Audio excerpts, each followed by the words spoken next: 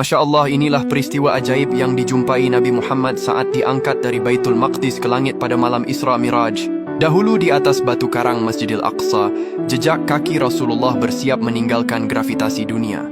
Jika perjalanan dari Mekkah ke Palestina adalah tentang menembus jarak bumi, maka perjalanan dari Baitul Maqdis menuju Sidratul Muntaha adalah tentang menembus dimensi malaikat. Dahulu setelah memimpin sholat berjamaah bersama seluruh ruh para nabi di Baitul Maqdis, Rasulullah tidak naik menggunakan kendaraan biasa.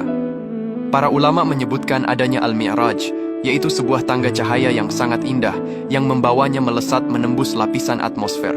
Dalam sekejap, dunia menjadi titik kecil yang menghilang. Di setiap lapisan langit ada penjaga dan ada pertemuan. Namun, ini bukan sekadar reuni. Ini adalah simbol estafet kenabian. Di langit yang pertama, beliau bertemu Nabi Adam alaihissalam. Di langit kedua hingga keenam, Nabi Muhammad disambut oleh kehangatan Nabi Isa dan Yahya, ketampanan luar biasa Nabi Yusuf, kewibawaan Nabi Idris, kelembutan Nabi Harun, hingga ketegasan Nabi Musa. Ketika sampai di langit ketujuh, disinilah Nabi Muhammad melihat Nabi Ibrahim sedang bersandar di Baitul Ma'mur, yaitu sebuah Ka'bah di langit yang setiap harinya dimasuki oleh 70.000 malaikat yang berbeda, dan mereka tidak pernah kembali lagi ke sana karena antrean yang tak terbatas hingga kiamat. Perjalanan ini bukan sekadar pertemuan antar nabi. Allah Subhanahu wa Ta'ala lantas mulai menyingkap tirai masa depan untuk diperlihatkan kepada Rasulullah. Beliau lantas dibawa menyaksikan pemandangan surga yang menakjubkan, mencium aroma yang lebih harum dari kesturi, melihat sungai Al-Kautsar yang tepiannya dari mutiara berongga, serta istana-istana megah yang disediakan bagi mereka yang hatinya terpaut pada kebaikan. Namun di tengah keindahan itu, suasana kemudian berubah menjadi mencekam saat Allah menampakkan pemandangan neraka sebagai peringatan bagi umat manusia. Rasulullah melihat dengan mata kepala sendiri bagaimana pedihnya balasan dan azab pedih bagi para pendosa. Pemandangan ini bukanlah untuk menakut-nakuti, melainkan sebuah pesan kasih sayang dari langit agar manusia di bumi tidak tersesat dalam kerugian yang abadi. Setelah itu, Nabi Muhammad lantas diangkat ke Sidratul Muntaha. Sesampainya beliau di Sidratul Muntaha, bayangkan sebuah pohon yang sangat besar. Akarnya ada di langit ke-6, puncaknya menjulang hingga langit ke-7.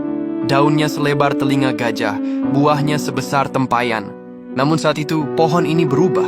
Ia diselimuti oleh cahaya yang tak bisa dilukiskan dengan kata-kata. Emas, permata, dan warna-warna yang belum pernah ada di spektrum mata manusia tumpah di sana. Di titik inilah, Malaikat Jibril sang pemimpin malaikat berhenti. Malaikat Jibril berkata, "Wahai Muhammad, aku tidak bisa melangkah lagi. Jika aku maju selangkah, aku akan terbakar oleh cahaya keagungannya. Namun engkau majulah." Nabi Muhammad kemudian melanjutkan perjalanan sendirian menembus Mustawa. Di sana, dalam kesunyian yang paling sunyi, beliau mendengar suara Sariful Aqlam, gesekan pena malaikat yang sedang menuliskan takdir-takdir di Lauhul Mahfuz. Sebuah pengalaman spiritual yang melampaui logika ruang dan waktu. Puncak dari segalanya adalah pertemuan tanpa perantara dengan Allah Subhanahu wa Ta'ala.